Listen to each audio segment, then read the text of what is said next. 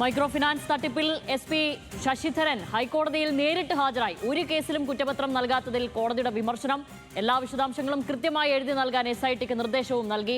രാഷ്ട്രപതിയുടെ അംഗീകാരം പ്രഖ്യാപിച്ച ഘട്ടത്തിൽ തന്നെയാണ് ഹൈക്കോടതിയുടെ വിമർശനം ശശിധരന് ഏറ്റുവാങ്ങേണ്ടി വന്നത്. വിവരങ്ങളുമായി ഷബ്നയാണ് ചേരുന്നത്. ഷബ്ന, അക്ഷരാർത്ഥത്തിൽ കോടതി വടിയെടുക്കുകയായിരുന്നു. വരണം, ഇവിടെ ഹാജരാകണമെന്ന് പറയുകയായിരുന്നു, വിവരങ്ങൾ അറിയിക്കണമെന്ന് പറയുകയായിരുന്നു. നേരത്തെ തന്നെ പല അസൗകര്യങ്ങളും ശശിധരൻ അറിയിച്ചതായിട്ടാണ് നമുക്ക് ഉള്ള അറിവ്. അത് ശബരിമല സ്വർണ്ണ കേസിൽ അടക്കം ചുമതലയുള്ളത് കൊണ്ട് ആണ് ഇതിൽ കാലതാമസം വരുന്നത് എന്നടക്കം. എന്തായാലും എന്താണ് ഇനി നടപടിക്രമങ്ങൾ? കോടതിയിൽ ഹാജരായി, എന്തുണ്ടായി? ഷാമിലി, ഏതായാലും SP ശശിധരന് ഇന്ന് രാഷ്ട്രപതിയുടെ മെഡൽ പ്രഖ്യാപിച്ച അതേ ദിവസം അതേ സമയം തന്നെയാണ് ഹൈക്കോടതിയുടെ ഭാഗത്തു നിന്ന് വിമർശനം ഉണ്ടായിട്ടുള്ളത്.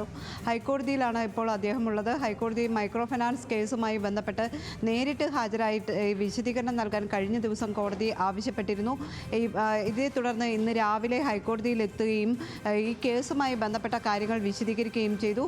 കോടതിയുടെ ഭാഗത്തു നിന്ന് വലിയ വിമർശനം തന്നെയാണ് ഇന്നും ഉണ്ടായത്. കാരണം ഈ കേസിൽ ഇതുവരെയും കുറ്റപത്രം സമർപ്പിക്കാത്തതിൻ്റെ കാരണം എന്താണ് എന്നാണ് കോടതി ചോദിക്കുന്നത്. അതോടൊപ്പം തന്നെ എത്ര കേസുകൾ അന്വേഷണം പൂർത്തിയാക്കി എന്ന് ചോദിക്കുകയും 8 കേസുകളിൽ അന്വേഷണം പൂർത്തിയാക്കിയെങ്കിലും കുറ്റപത്രം സമർപ്പിച്ചിട്ടില്ല എന്ന് വ്യക്തമാക്കുകയും ചെയ്തു.